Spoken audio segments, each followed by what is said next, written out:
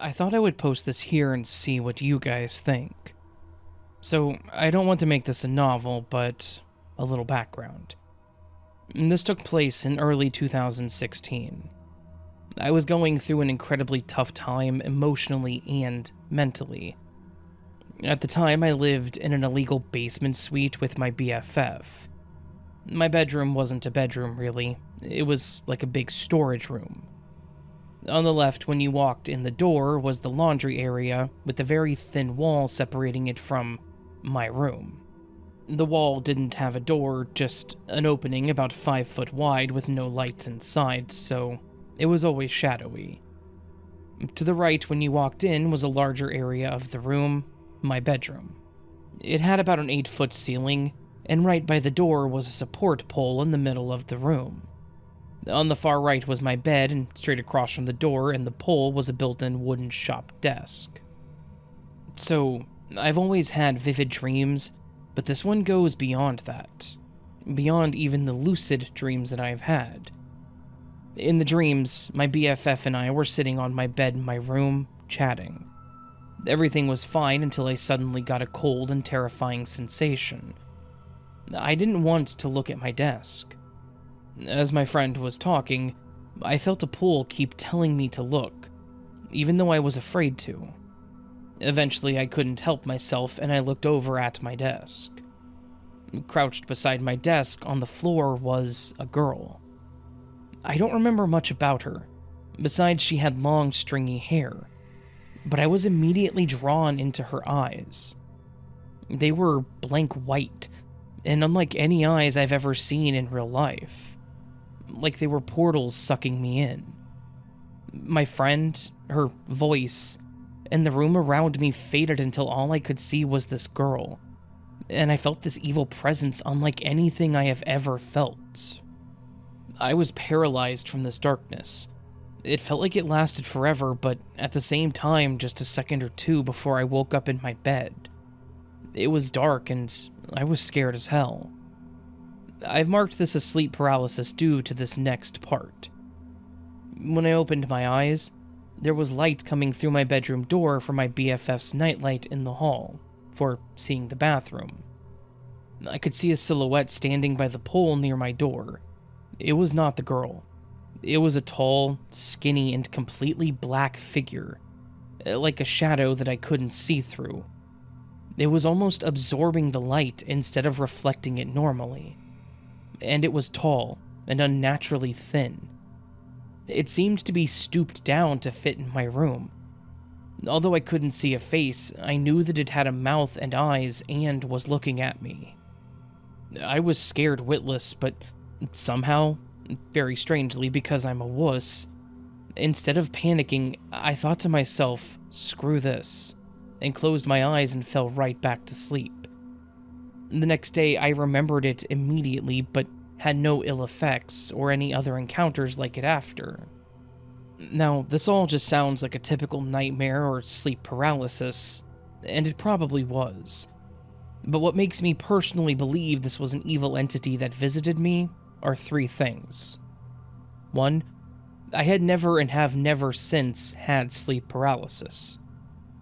2, I was going through a very dark time. The darkest time so far in my life, and I believe I was very vulnerable emotionally and spiritually at that time. And 3, I have never been more sure of seeing and feeling pure evil as I felt when I looked at that girl. I have always believed in forcing negative energies away. Even if I don't always believe in them, I always tell spirits and ghosts, etc. to leave me alone. I don't need or want proof.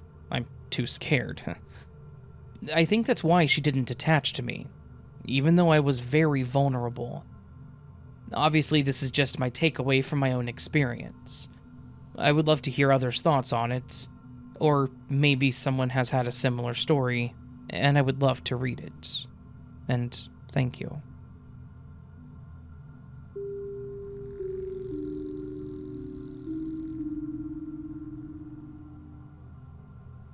This happened when I was 13, almost 20 years ago. but I still think about it weekly and have a deep yearning to understand. I've never shared it because it was so unsettling and confusing, but also deeply personal and comforting. My grandmother, Marietta, passed from lung cancer during summer break. I had a good friend, Amanda, who lived in my grandparents' neighborhood, right next to them. So, whenever I would visit her, I would also play with my friend Amanda. And even if I wasn't there, Amanda would visit with my grandmother, and they would talk about flowers and gardening. She didn't have a grandmother figure in her life, so I was okay with sharing every now and then. My grandma made a big impact on Amanda in those years. About a week after my grandma passed in July that summer, Amanda and I went to the movies. I had just gotten my first cell phone maybe 3 or 4 months before that. A chunky plastic flip phone that couldn't text, but did have the game Snake on it. I had maybe 4 numbers programmed into it. We were waiting outside after the movie was over, and I get a phone call. It's my grandparents' home number. A home number that they have not used in over a year. When my grandma got sick, they moved in with my aunt and uncle, so the home number I grew up calling was no longer theirs, but was still programmed into my phone.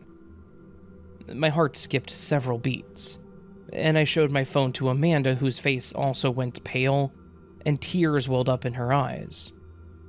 "That doesn't make sense," was all that she said as we looked at each other. And then, as if on cue, we both turned our heads and looked inside the glass door of the theater. It was packed in the atrium, a big circular open space that you walked through with your ticket before getting refreshments before the movie. To the left was a game room that was loud with the sounds of pinball and shooting games. To the right was an ice cream shop that was perpetually empty. Who gets ice cream at the movies? And in the middle of the atrium stood my grandmother, clear as day. We both gasped at the same time but couldn't move our bodies. There was no skylight, but a single beam of light seemed to shine on one person standing in the very center of the crowd, everyone walking around her. I remember the softness of her white-gray hair glistening under the fluorescent lighting. I remember the smile on her face, one of knowing mischief is happening but also knowing it's a secret. I remember the teal turtleneck sweater she was wearing and the gold earrings she had on. I remember the way my heart tried to leap out of my chest, the breath that I suddenly couldn't find, as a familiar ache appeared in my stomach. Grief was a close friend at that point in my life. I pulled my eyes away for a moment to glance at Amanda, whose eyes were also locked on my grandmother's presence inside amongst the crowd. Finally, she looked back at me, face filled with what I can only describe as momentary terror. We both began to cry. When we looked back, she was gone. I looked back down at my phone and it showed a missed call. We went inside, crying and holding hands. We stood in the middle of the atrium where she had been, looking up at the bland beige ceiling for the source of light. There was nothing but the smell of popcorn and the scream of kids playing skee-ball. After that happened, we never spoke about it again. We grew apart in the years after, and sometimes I think about reaching out to Amanda to see if she remembers what I do. But part of me also wants to retain the memory as it is, sacred and special and mysterious and strange.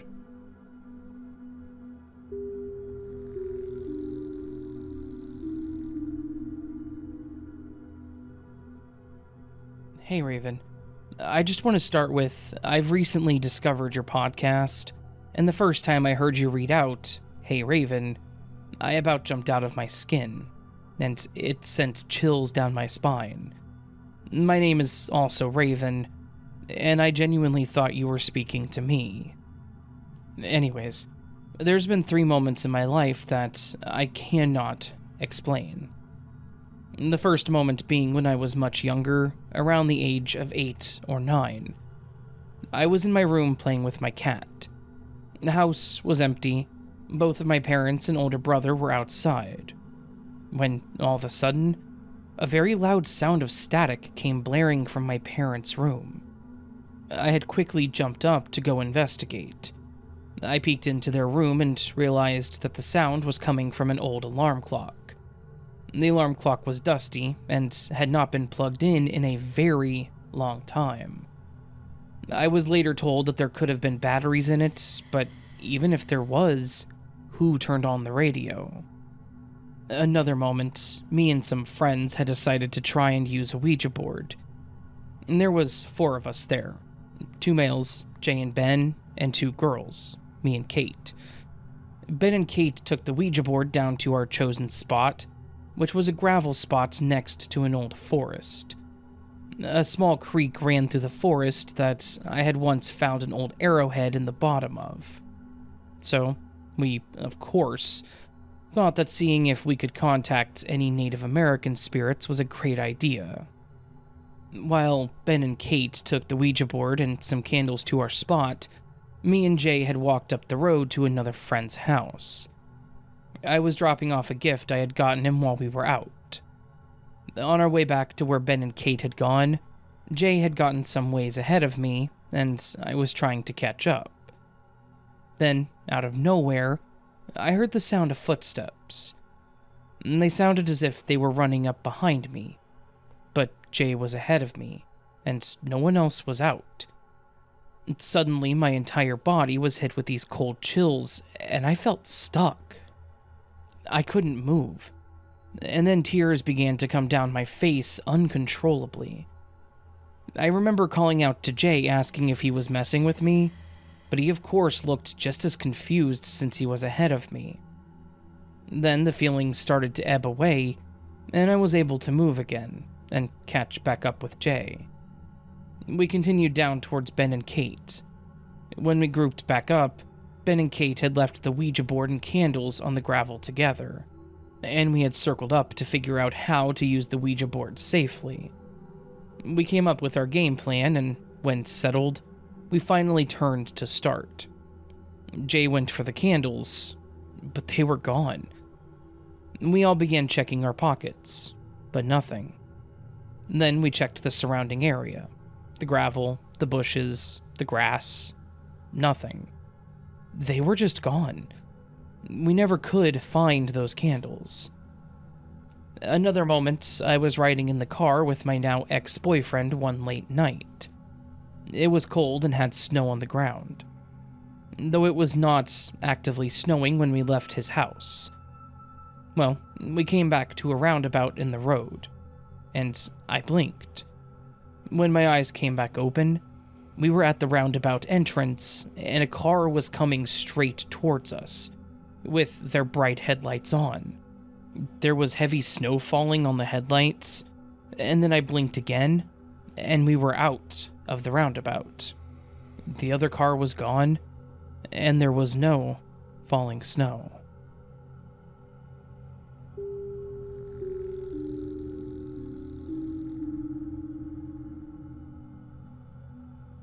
My sister Sherry and I were nearly 8 years apart. She was the eldest. Of course, that made me her constant tag-along. She was at the end of the boomer years, that made me Gen X, and completely opposite. Never mind that she was a winter and I was a summer baby. I am twice divorced, she was in her 27th year of marriage. Cher wasn't a just stay for the kids woman. She was financially strapped to my parents. She was trapped all her adult life. My mother had kicked me out after the first divorce.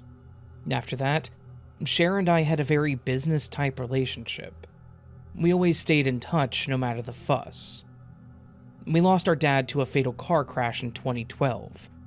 Then we lost Cher to 4 different terminal cancers on December 16th of 2020. In her last moments, she said, "Why does my birthday have to be so far away?" It would have been on the 29th. She was in unimaginable pain but wanted one last Christmas and birthday with us. Their deaths took all barriers away between my mother and I. Her mother was in the TB clinic at least 5 times in my life. Unfortunately, my mother got the most powerful genes from her, so now it's my fight to stay close to her. In Irish families, seniority is everything. Now it's my turn to take the reins, as I'm the eldest child. It was several years after Cher's passing that she finally touched me. I was in the bathroom, of course, leave it to my sister. I felt like someone was gently placing their hand on my left shoulder. I ignored it. We are a superstitious family, but sprinkled with dash of skepticism. Then, when I walked into my room, I felt like a pointed finger tapping on my left shoulder again. I felt like my roommate had snuck up behind me. I turned around and saw no one. My anxiety was at an 11, but I said out loud, "Cher, if that's you, contact me any way you want, just don't touch me, please." She hasn't since, but will not leave me be. Same with my niece Ashley. She has her way of reaching out to each of us. Leave it to my sister. She's the type that would be waiting in line for heaven, get to St. Peter and whisper, "I have some unfinished business. I'll be right back." Very soon after, the hearts would appear to my niece everywhere she went. In the clouds, boulders, and trees that she had walked by with Cher so many times. Then, the numbers began. I blew it off several times until I couldn't anymore. I was on workers' comp and I could care less what day it was, let alone what time it was. I began seeing 1:11 or 11:11 on my clock so often that I stopped to listen to her. I would just acknowledge Cher and thank her for reaching out, that I'm looking after the family the best I could. I finally started delicately asking her daughter if it happens to her. She was in shock, of course, and began sharing every moment that she could remember. Surprised, yet not, she'd been seeing 333 all the time. I remember her calling while we had been texting in Messenger. She felt so validated that she wasn't crazy.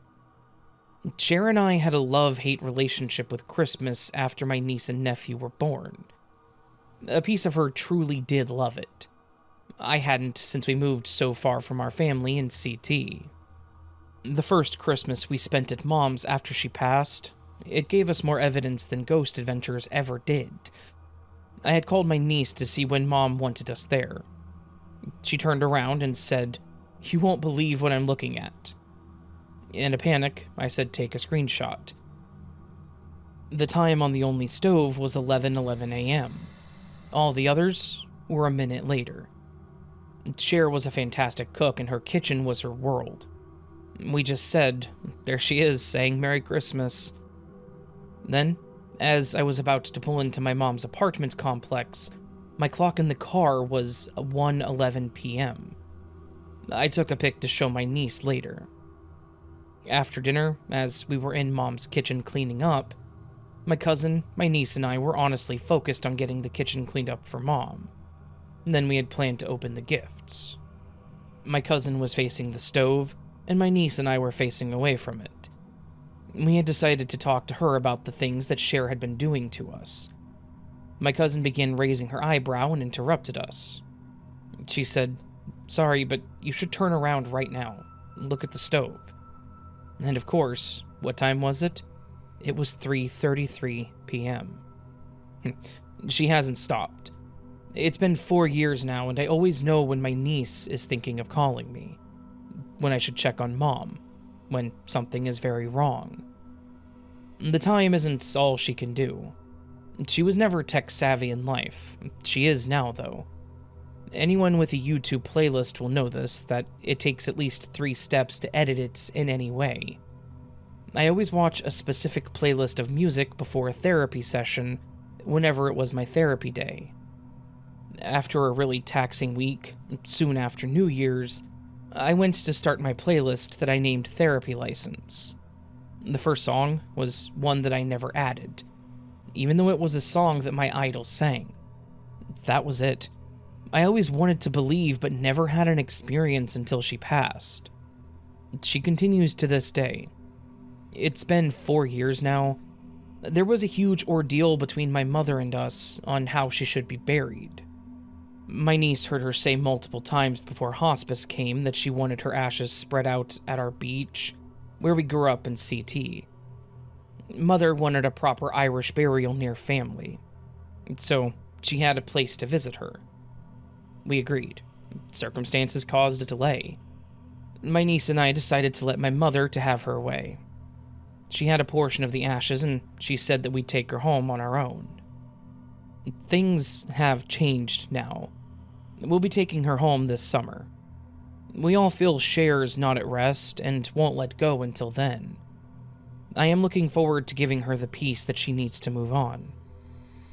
I will miss her terribly. Something in me really believes she won't show up every now and then anymore. It makes me feel like I'm going to be grieving her all over, though no one in my life yet deserves to more. I really thought if I ever experienced anything paranormal, it wouldn't make me feel like my soul is breaking. Yet, a part of me is so selfish, and just wants to keep those little moments coming so I don't feel so alone. The biggest part of my heart can't wait to rent an Airbnb for June. Enough room for everyone who wants to watch us.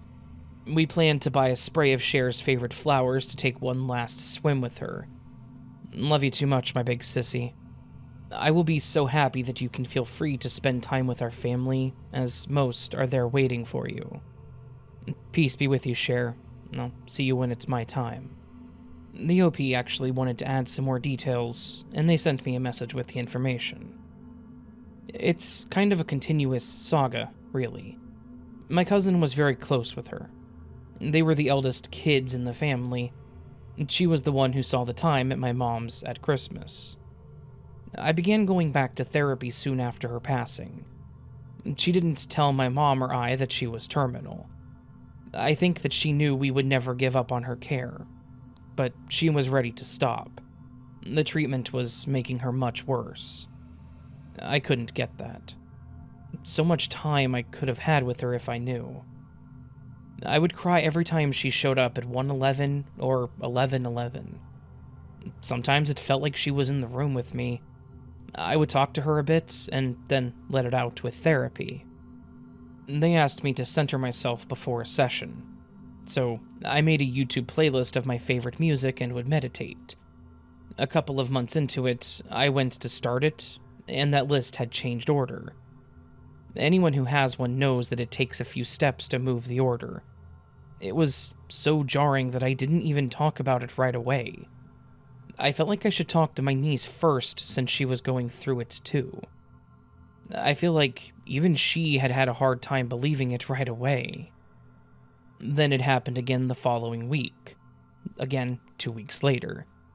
Now she gets it. It didn't stop until I finally told my therapist. I felt like she wanted me to let them know that she is still taking care of me.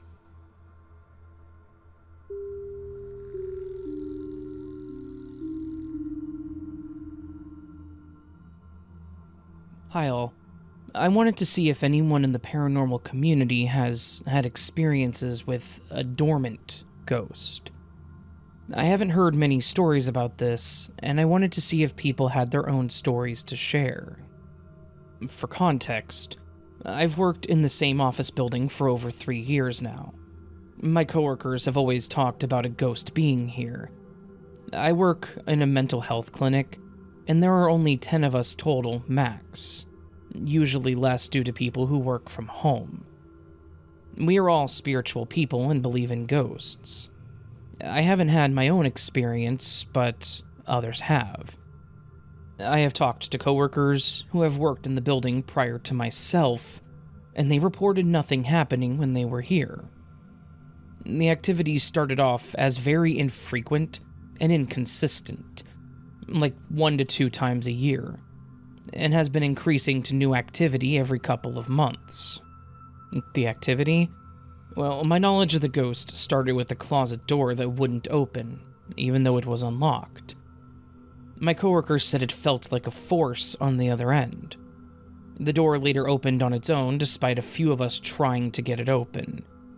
There have been other run-of-the-mill stuff, like footsteps, phantom cigarette smells, doors opening and closing, door chimes going off when no one is here, etc. It's escalated to 2 apparition sightings in the last few months. Could this be a dormant spirit getting stronger? Maybe a traveling ghost? Update. My coworker had her leg touched on Friday, and another lady saw a shadow figure at her house, and thinks that it followed her home since she has never had activity in her house before. I also got info that a coworker from another department came to the office and saw a shadow man in the break room. So, that makes at least 3 apparitions in the last few months.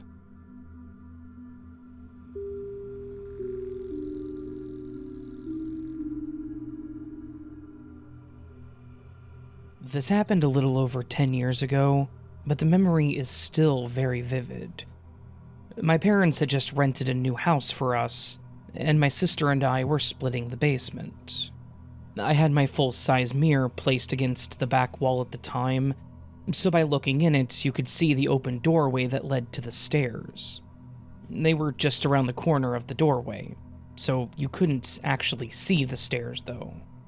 Anyway, my sister also had a big wardrobe that she kept her TV on and her clothes in, which wasn't lying flat against the wall. It came out at an angle, with its back towards the stairs, basically. So I was doing my makeup one day, not too long after moving in, and I looked down to grab something, and when I looked back up, there was a little boy crouched down in the corner behind my sister's wardrobe. I never got to see his face, but he was wearing a yellow shirt with red shorts and black shoes. As soon as I caught sight of him, even though he didn't see me, he got up and shot straight out of the doorway, and I assume up the stairs. Of course, I got up as quick as I could and tried to chase after him, but he was gone. There was no sound from him. No heavy footsteps that should have been there by the way he was sprinting, and nowhere he could have hidden. The underneath of the stairs was open since we had just moved in, and I could see every inch of it. I don't know who that boy was. I tried to research the house to see if there was any stories about it or a little boy in the area, but couldn't find anything. All I know is that, after I looked for him, I felt nothing but sadness following him. The whole area that I grew up in was known for shootings and illegal activities and such, so maybe he was a victim of something like that. I don't know. Just an experience that's stuck with me ever since.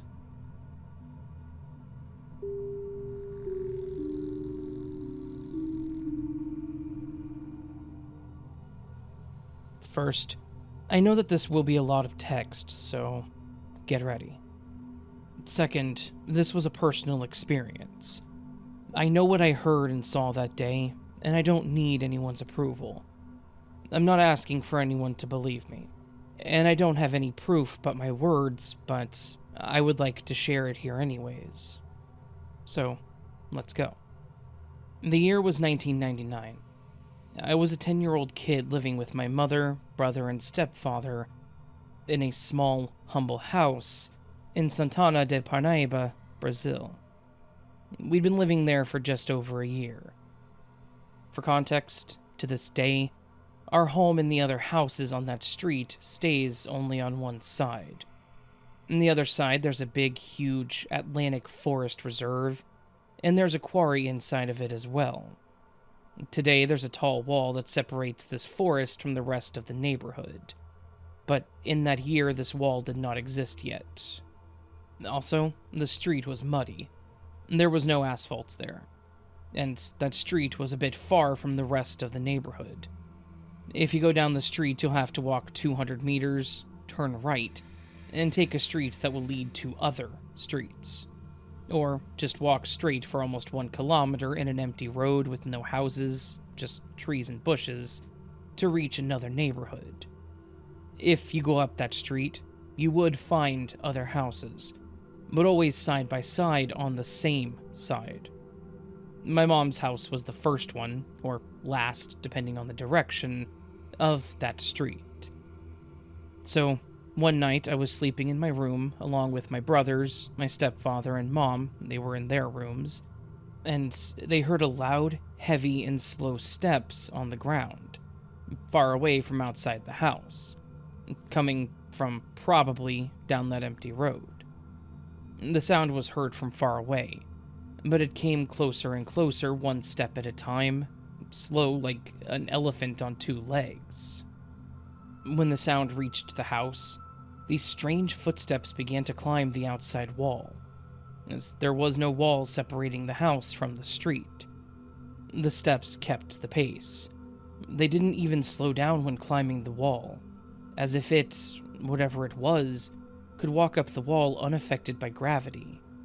The house vibrated with each step, and then I woke up. I heard the last few steps on the wall, and then it started walking along the slab, keeping the same slow pace, until it stopped at the top of the stairs that gives access to the slab, and these stairs led to what was the living room at the time. To close access to the slab, there was a type of door made with a wooden frame and asbestos tiles at the top of the stairs, and from inside the house it was closed with a bolt and padlock, and the steps stopped right in front of it. And then things started to diverge a little here. I was listening in my bed without understanding what was going on, and after 3 or 4 seconds of silence, I heard a loud metallic noise rolling down the stairs, like someone had thrown a lot of tin cans. But my mother and stepfather said they heard a loud, heavy thing rolling down, like a dead body or something. My mom and stepfather ran out of the room, as they thought that someone was inside the house. I was in my bed scared. When they entered my room, I asked what was happening, and they said that they didn't know. After checking under my bed, I couldn't help but be curious, and I went to the living room. There I saw that the access to the slab was still locked, and there was no cans or body on the stairs. Also, there were no running steps after that sound. Everything went silent, and the steps never came back. My stepfather grabbed a flashlight, and we got up the stairs to check. Everything seemed to be in place, except for our dog. It was crying and was completely curled up, stuck and motionless in its own chain outside his house that was underneath our water tank. We never saw anything like this before or after that day. My mother and stepfather still live in the same house, but today it is renovated and completely different from that time. I know it's weird, and again, I have nothing to prove that that night really happened. But I know what I heard. If you read all of this, thank you. I hope you at least found it entertaining, regardless of whether you believed it or not. I assure you that it was true, and I'm willing to answer any questions about my case, or provide any details.